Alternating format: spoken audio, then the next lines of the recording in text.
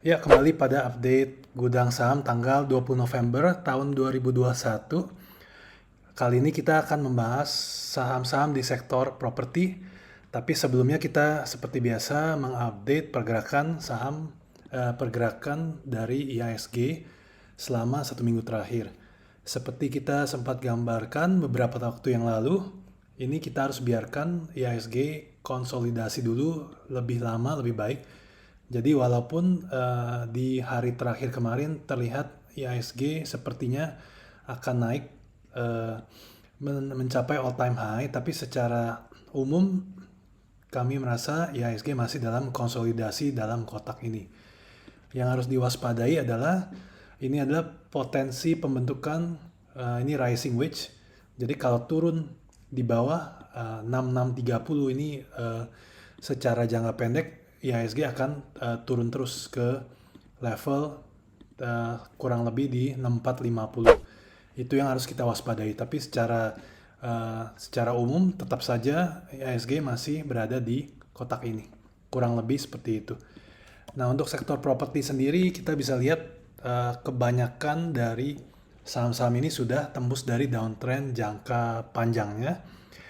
Definisinya adalah uh, tren yang terjadi sejak paling tidak tahun 2018 dan ada juga yang sebelumnya seperti 2016 dan seterusnya. Jadi ini adalah tren yang sangat baik untuk saham-saham properti. Tapi kita coba bahas satu persatu supaya kita lebih jelas. Kita mulai di saham pertama adalah saham Pewon Pakuan Jati. Ini kita coba dulu lihat ke belakang untuk formasi pembentukannya. Kita lihat dari chart mingguan. Untuk Pakuan sendiri kita tarik dari tahun 2019. Ini sudah tembus dari downtrendnya seperti tergambar di sini. Ini adalah hal yang baik. Lalu di satu sisi juga ada pembentukan di chart harian. Ini inverse head shoulder dengan potensi kenaikan di 680. Jadi karena sudah tertembus garis ini, garis 540, maka Pewon ini akan berpotensi naik lebih lanjut. Semoga tercapai. Lalu saham selanjutnya adalah saham SMRA. Ini SMRA juga kita gambarkan downtrend jangka panjangnya sudah tertembus ini dari tahun 2016. Jadi pada saat ini sudah lumayan solid tertembusnya selama beberapa minggu. Jadi kita tinggal lihat pergerakannya. Kalau misalnya SMRA Sumarekon bisa naik di atas 985, maka dia berpotensi naik selanjutnya ke 1160.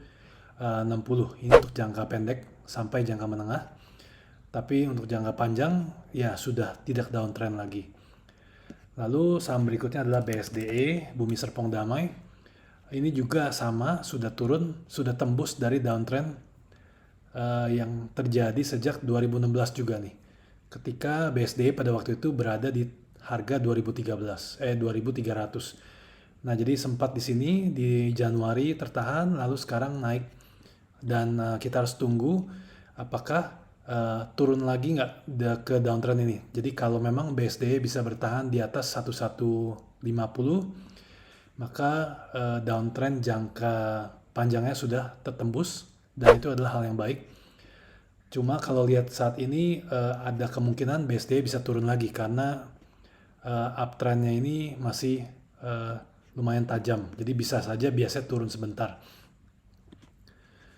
Lalu untuk saham berikutnya adalah saham DILD.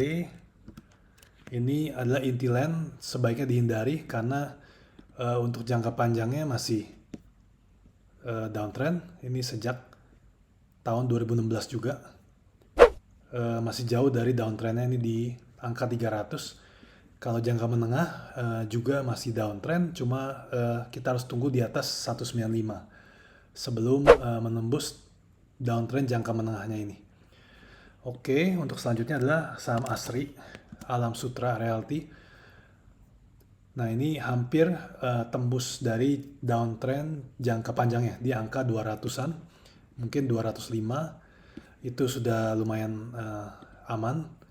Downtrendnya ini terjadi sejak tahun 2013. Ya, jadi kalau memang bisa tembus dari 205. Ini hal yang sangat baik karena sudah 8 tahun yang lalu Alam Sutra ini downtrend terus. Ya, jadi angkanya 200 saat ini. Lalu selanjutnya kita lihat APLN. Kalau APLN masih kurang terlalu bagus karena ini downtrend dari tahun 2013-nya masih terlalu jauh. Jadi masih di angka 280. Saat ini masih 130 saham. Jadi masih downtrend jangka panjang. Untuk jangka menengah ya kita gambarkan sedikit di sini, paling tidak harus menunggu di atas 150. Yaitu ini moving average 200 harinya. Seperti itu. Lalu ke saham-saham properti industri seperti BES, Bekasi Fajar. Untuk jangka panjang sudah tertembus, tapi ini masih masih sideways untuk jangka menengah. Jadi kita harus perhatikan lagi secara kedepannya apa yang kita harus lakukan karena banyak resistance, terutama di sini ada resistance 200 MA dan di Oktober ini sempat tertahan di 140. Jadi harus menguji itu dulu baru lumayan bagus untuk BES ya 145, 143 ke atas. Lalu saham berikutnya adalah Kija. Ini kita gambarkan downtrend jangka panjangnya masih di angka 205, sementara sahamnya masih di 170.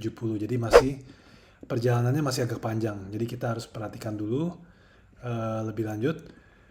Lalu berikutnya adalah Demas Pura Delta Lestari. Ini sudah tembus dari downtrend jangka panjang. Ini bagus sekali. Jadi kita lihat dulu terakhir di mana. Oh, ini di 2019. Sempat naik di 2020, sekarang sudah tembus.